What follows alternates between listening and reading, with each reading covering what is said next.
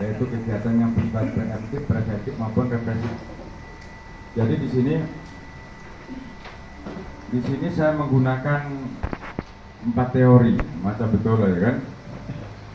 Menggunakan 4 teori ini untuk mengatasi masalah ini. Perlu saya komunikasikan sama rekan-rekan yang sudah tahu ya alhamdulillah, yang belum tahu bisa menambah wawasan kan gitu aja. Teori yang pertama adalah saya gunakan rutin aktivitas teori dari Cohen maupun Wilson kan gitu. Dia mengatakan bahwa adanya sebuah tindak pidana ataupun kejadian itu karena adanya niat seseorang, adanya kesempatan dan ketiadaan sebuah penjagaan yang mumpuni. Adanya sebuah niat seseorang, adanya kesempatan dan ketiadaan sebuah penjagaan. Jadi apabila ketiganya ini bertemu, maka terjadilah sebuah tindak pidana tersebut. Lanjut teori kepolisian, yaitu ada 2 di sini. Teori tentang strategi keamanan, yaitu yang saya bilang tadi, preemptif, preventif, dan represif. Nanti saya jelaskan ke belakangnya. Dan ada yang namanya faktor korelasi kriminogen, ada istilahnya polisasar, dan ada namanya ancaman faktual. Nanti saya jelaskan ke belakang. Dan teori anak-anak ini menurut pengamatan saya ini belum sahih diuji ini.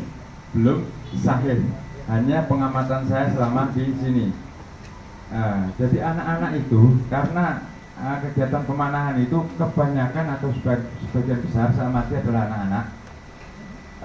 Saya berpikir nih, anak-anak, kenapa anak-anak? Apakah sudah ada teorinya atau belum? Saya belum tahu juga. Bagaimana anak-anak bisa melakukan suatu tindakan? Itu karena menurut saya lagi, itu karena anak-anak itu ada di mana aja sih?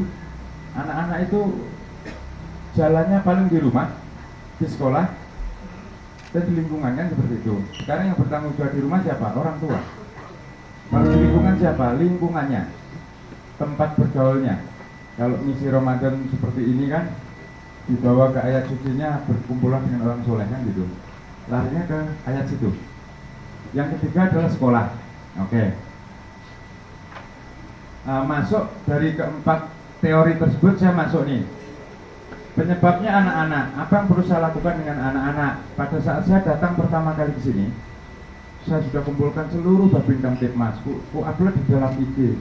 Saya bilang pasukan preemptif, artinya saya lagi membentuk pasukan preemptif. Apa itu preemptif? Preemptif adalah sebuah kegiatan yang kita lakukan itu jauh hari sebelum kejadian terjadi. Siapa pasukannya? Pasukannya adalah Babin Kamtibmas.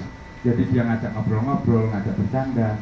Termasuk kegiatan seperti ini namanya kegiatan preemptif. Kegiatan preemptif.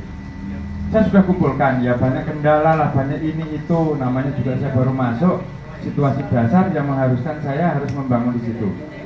Babin Kamtibmas. Nah, sampai di mana tadi Babin Kamtibmas ya, preemptif. Biar itu saya bangun sebelum ada kasus pemanahan sekalipun. Maksud saya bukan hanya untuk kasus pemanahan, apa? Di dalam baik pembangunan yang bersifat personil itu masalah karakter, dan pembangunan yang bersifat fisik, apa itu gedung, kan seperti itu. Apa yang bisa saya buat, saya akan buat.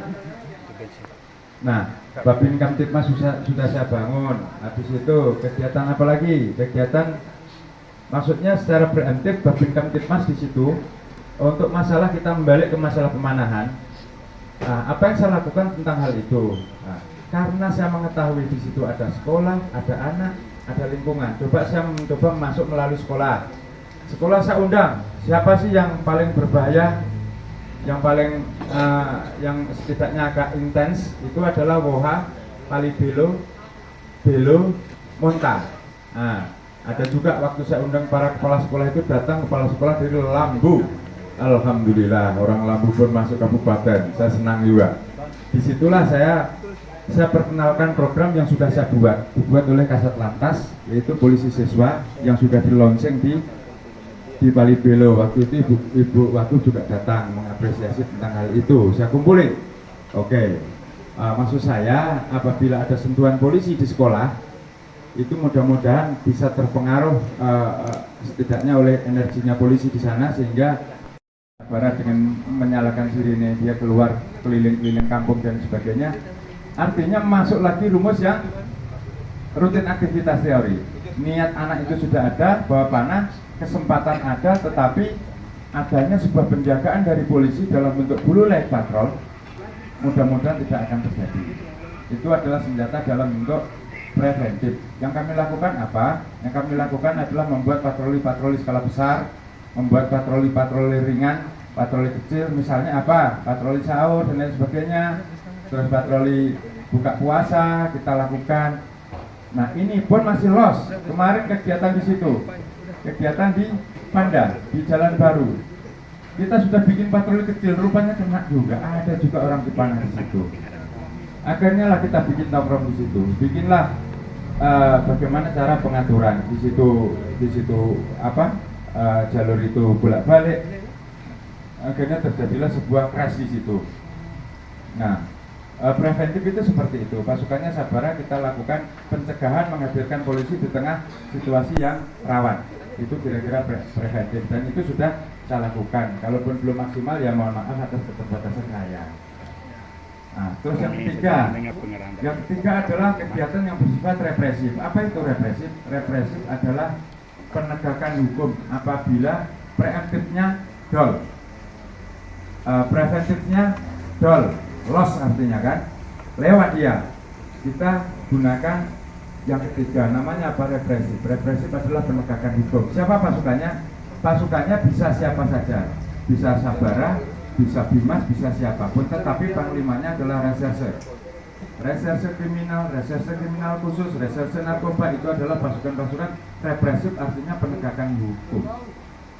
Artinya apabila Sabara bersama Reskrim dia melakukan sebuah penegakan, panglimanya Reskrim, itu namanya juga dia melakukan kegiatan represif.